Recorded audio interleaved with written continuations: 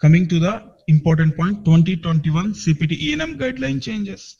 So as usual, we can assign levels based on time or MDM. In earlier 2021, we can assign levels based on either time or either key components. But in 2021, we can assign levels based on time or only the MDM. So the 2021 MDM guidelines CPT states that MDM includes established diagnosis, assessing the status of a condition, and are selecting a management option.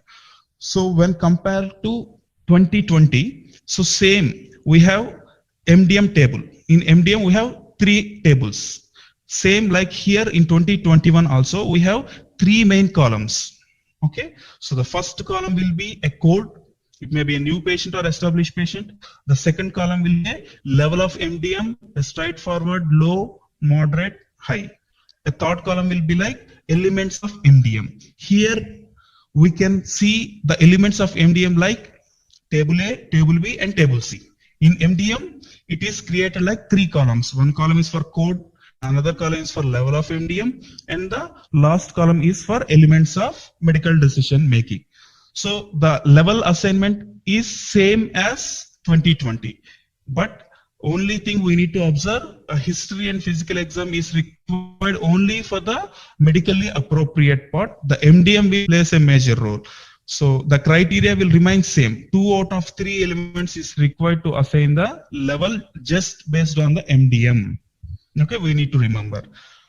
Okay, number and complexity of problems addressed, which is nothing but table A. I'm just comparing for your better understanding. Okay. Yeah, amount and or complexity of data to be reviewed and analyzed, which we can consider as table, which is table B. Risk of complications and or morbidity or mortality of patient management. So this is just a risk table or table C. So the same concept is applicable for both the patient. Means if the patient is new, there is no any change in the criteria. If the patient is established, still there is no any change in criteria. For both the patients, criteria to assign a level of service will be 2 by 3 of 3 MDM elements. Okay. Yes. Let's see what the description changes in 2021. This is a MDM table, medical decision making table. We can observe that we have 3 tables in MDM. Same will be in 2021 also, but with a new description change. In prior to 2021, we can observe that number of diagnosis or management option as a table A, but in 2021, the description has been changed.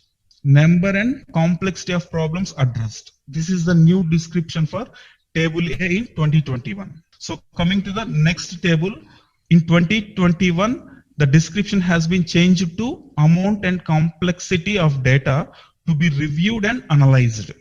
So everything should be perfectly measured in particular visit only. Coming to the next table, risk of complications and or morbidity or mortality. But in 2020, it is just changed to same description but adding of patient management.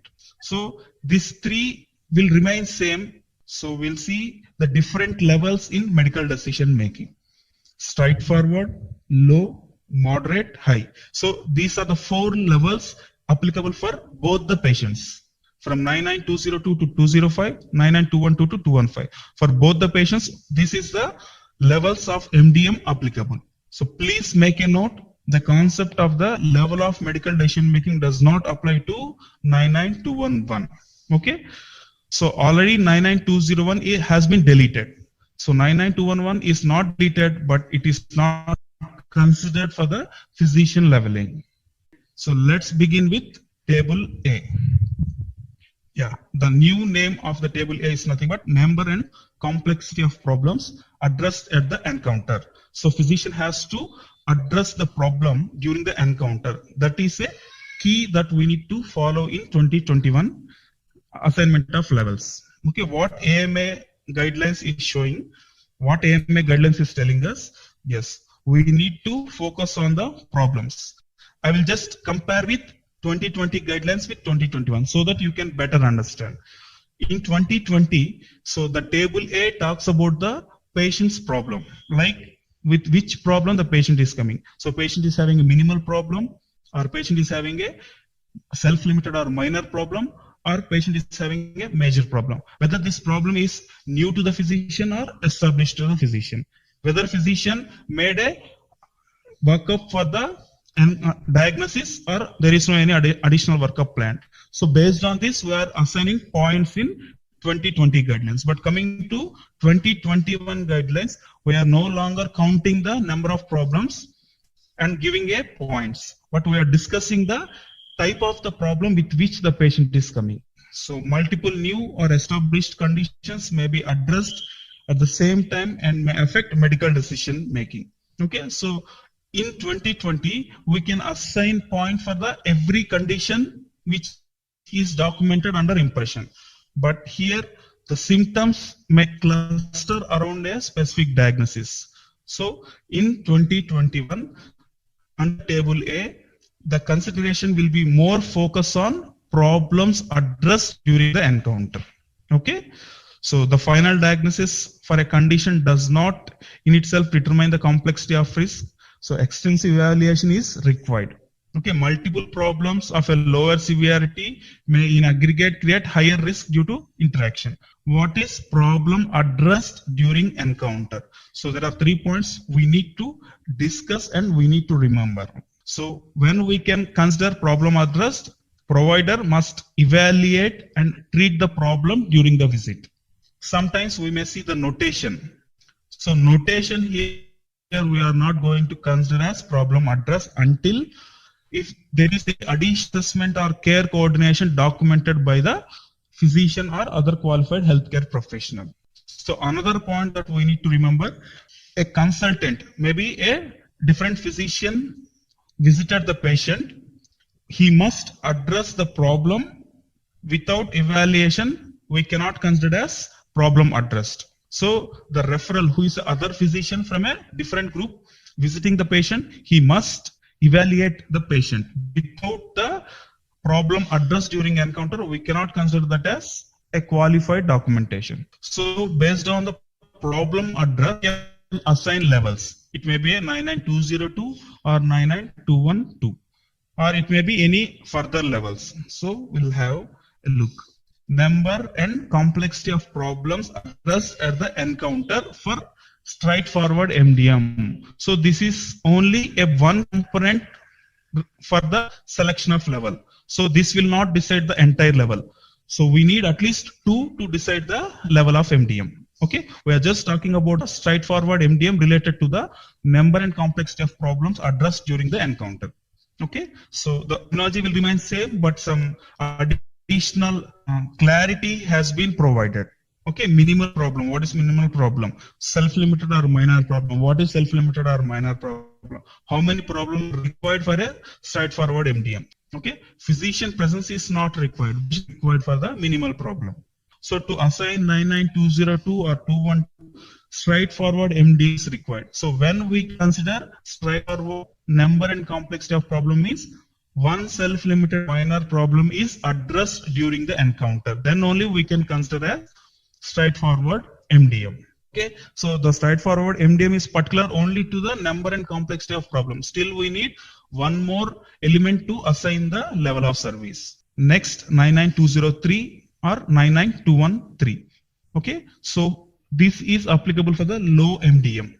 So under low MDM, for number and complexity of problem addressed during the encounter, we need stable chronic illness, acute uncomplicated illness or injury, or a stable chronic illness, or 2 or more self-limited or minor problems. So let's see what they described about stable chronic illness. Here they are explaining about a problem with an expected duration of at least a year or until death of the patient.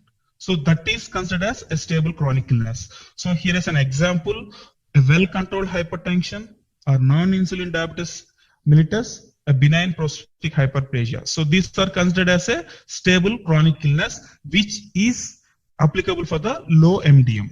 Next criteria, acute uncomplicated illnesses or injuries. So it may be any illness or injury which should be a recent or new short-term problem with low risk of morbidity for which treatment is considered. So for this, they given example as cystitis, allergic rhinitis, or a simple sprain. Okay, based on this documentation by physician, we can consider this particular condition is eligible for low MDM. So next, going to further categories under moderate MDM.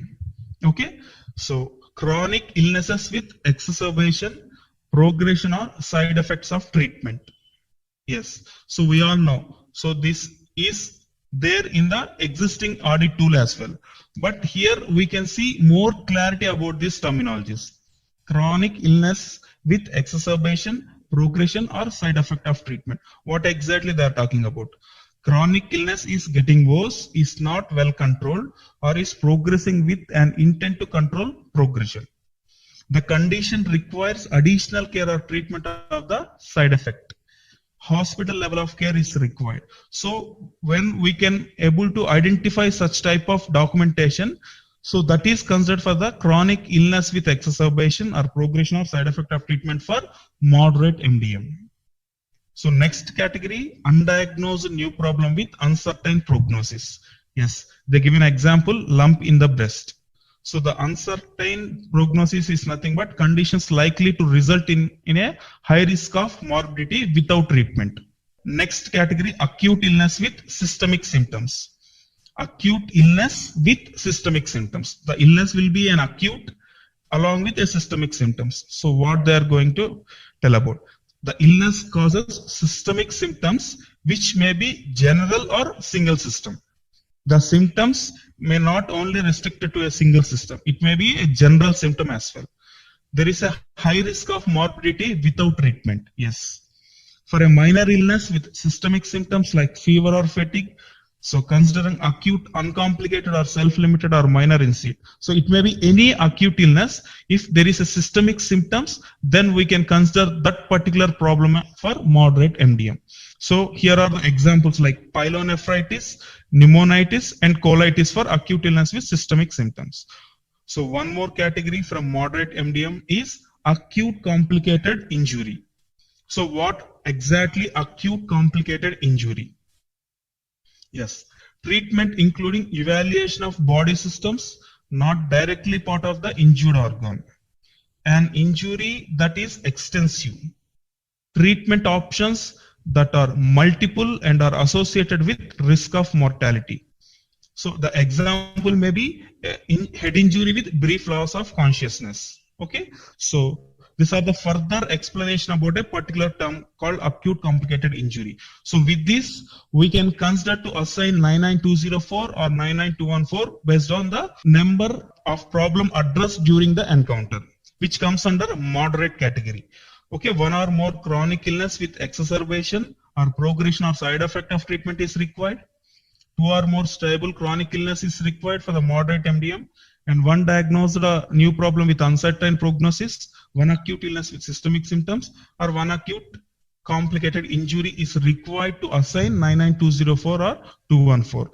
This is applicable only for the number and complexity of problems addressed at the encounter. Still, we need one more element to decide the level of service.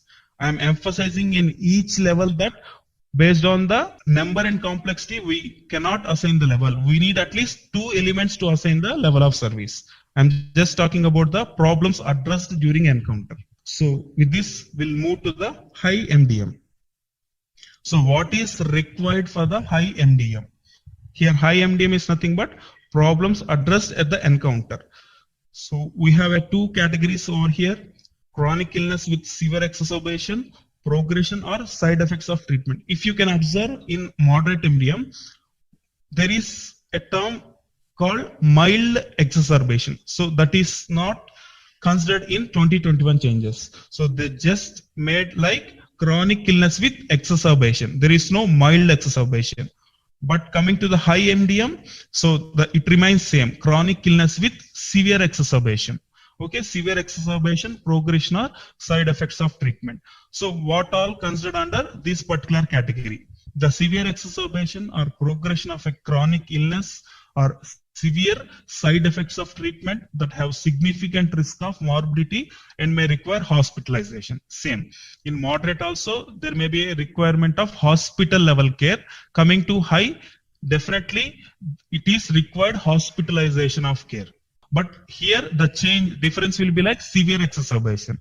Coming to next category, acute or chronic illness or injury that poses a threat to life or bodily function. Yes, so we can observe same in 2020 also. But here there is a more clarity in 2021. So what all can consider as acute or chronic illness or injury which may pose a threat to life or bodily function. So here are some examples. Acute myocardial infarction, pulmonary embolus, severe respiratory distress, progressive severe rheumatoid arthritis, psychiatric illness with potential threat to self or others, peritonitis, acute renal failure, and abrupt change in neurological status. All these are considered as poses a threat to life or bodily function. So to assign 99205 or 215, we need at least one from this category or one from this category. So we have only two categories to assign high MDM. So one or more chronic illness with severe exacerbation or maybe progression or maybe side effects of treatment is required to consider as high problem addressed during encounter, or one acute or chronic illness or injury that poses a threat to life or bodily function is considered to assign high problem addressed during encounter. So with this, we just completed the problems addressed during encounter. 4 levels: straightforward, low, moderate, high. Okay, so next we are going to discuss about an important concept. Yes, so what is that? Data table.